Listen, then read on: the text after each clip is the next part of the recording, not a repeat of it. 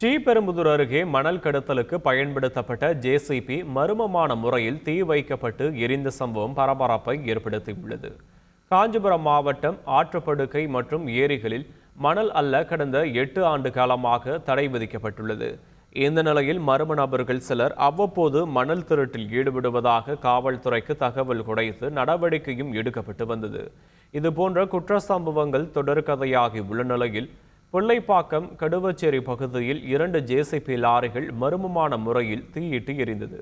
இதைத் தொடர்ந்து அப்பகுதி மக்கள் காவல்துறைக்கு தகவல் கொடுத்தனர். உரிய நடவடிக்கை இல்லாத நிலையில் உயர் காவல் அதிகாரியே வாகனத்தை தீயிட்டு கொளுத்தியதாக வதந்தி பரவ துவங்கியது. இந்த சம்பவம் தொடர்பாக காவல்துறை உண்மை விளக்குமா, மணல் கடத்தல் நடந்ததா என பல கேள்விகளை அப்பகுதி மக்கள் முன்வைத்துள்ளனர். செய்திகளை உடனுக்குடன் தெரிந்து கொள்ள உடனே சப்ஸ்கிரைப் பண்ணுங்க.